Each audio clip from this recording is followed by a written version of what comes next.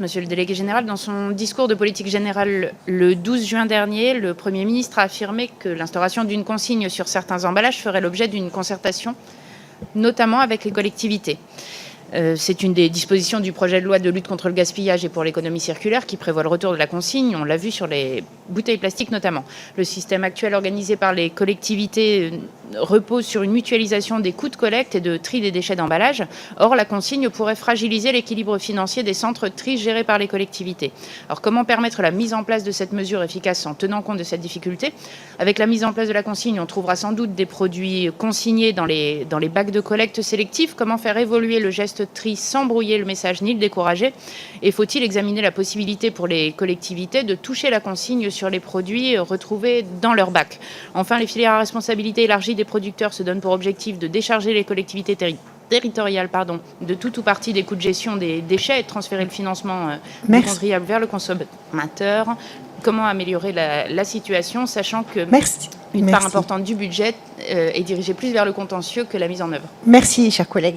Donc d'abord vous dire que ce projet de loi nous semble aller dans le bon sens et qu'effectivement nous avons un désaccord, ça arrive de temps en temps, y compris dans les couples, nous avons un désaccord avec le gouvernement et peut-être que nous sommes en train de le régler.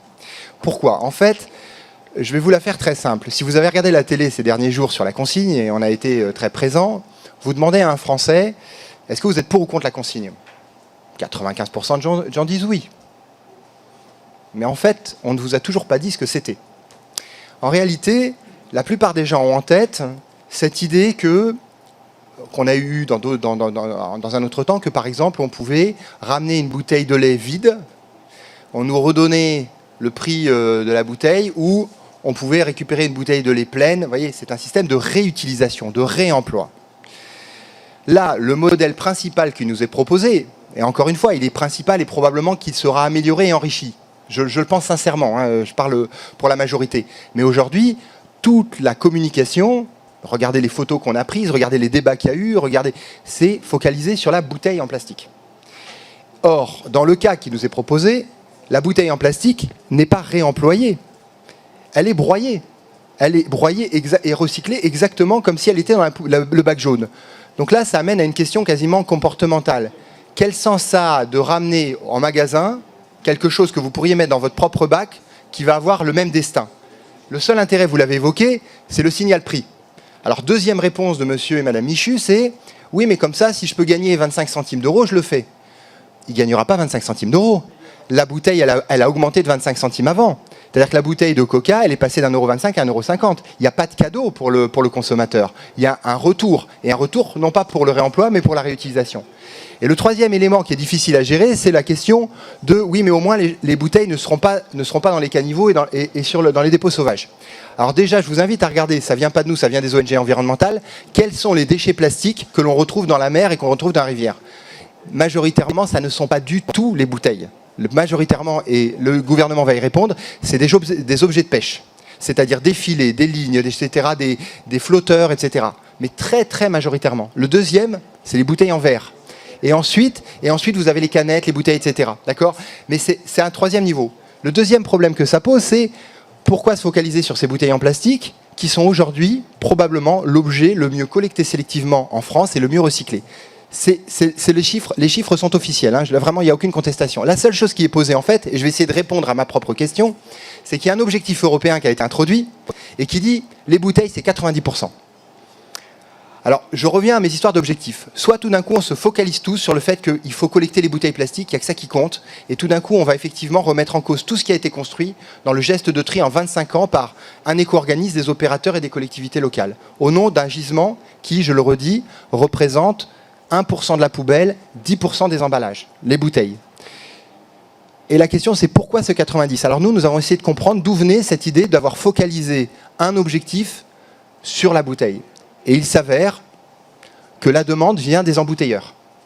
C'est la première fois que je vois un metteur sur le marché s'auto-contraindre environnementalement. Hein. Ça fait 20 ans que je travaille là-dedans. Je rêve que les autres le fassent. C'était du mauvais esprit. Plus sérieusement, en fait, quel est l'enjeu de cette histoire de consigne qui est en fait une gratification financière sans réutilisation? L'enjeu, c'est la réhabilitation de la bouteille en plastique. La bouteille en plastique, vous le savez, est aujourd'hui le symbole de la pollution plastique. Il a été écorné dans de nombreux reportages. Et je le comprends, et j'allais dire, ils sont de bonne foi et nous le disent. ils ont un problème d'image. La question, c'est, nous, au sens de l'intérêt général, est-ce qu'on a intérêt à réhabiliter la bouteille plastique en proposant une sorte de solution de boucle différente de celle qu'on a mis en place, améliorant ses performances pour quelque part pérenniser l'usage de la bouteille plastique, alors que vous l'avez tous dit, il faut redévelopper la bouteille en verre, le réemploi, etc. Et ça n'est ni du réemploi ni de la bouteille en verre, ni l'un ni l'autre. Ça nous pose un problème. Ça nous pose aussi un problème social. Quand on monétarise un geste de tri, la bouteille plastique, mais qu'on ne monétarise pas les autres, comment les Français vont réagir ? Quand on va leur dire, vous ramenez 25 centimes, on vous donne 25 centimes si vous ramenez votre bouteille, mais votre déchet électrique électronique en déchetterie, vous le faites gratuitement. Votre bouteille en verre dans le point d'apport volontaire, c'est gratuit. Votre collecte sélective des biodéchets, on ne vous paye pas pour le faire. Comment ils vont réagir ? Je suis papa. Moi, si à mon fils je dis, si tu débarrasses la table, c'est 2 €, le jour où je vais lui demander de nettoyer la voiture, il va me dire c'est 5 €. Donc à un moment donné, ça monétarise un geste de tri qui jusqu'ici ne l'était pas. Je ne dis pas qu'il ne faut pas le faire. Je dis qu'aujourd'hui, cette idée de la consigne sur les bouteilles plastiques pose énormément de questions sur ce que ça va provoquer de démobilisation. Dernier élément important, si nous devenons tous des collecteurs sélectifs d'emballage, ça veut dire que les collectivités n'auront que 2 options, augmenter le coût de la collecte sélective pour maintenir les fréquences, ou réduire les fréquences et mettre au chômage des collecteurs de déchets. Je réponds à votre question. Aujourd'hui, plus de 100 000 emplois dans la collecte des déchets en France.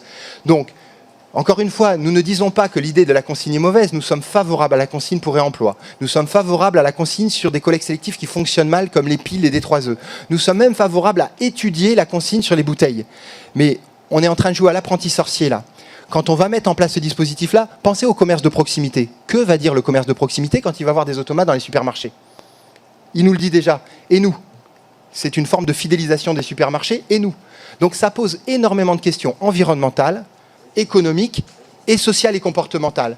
Donc nous, notre message principal, et on est désolé vis-à-vis du gouvernement qu'on a soutenu sur un certain nombre d'autres mesures, ne peut pas se prendre en 3 mois de manière généraliste. On est en train de jouer avec le feu.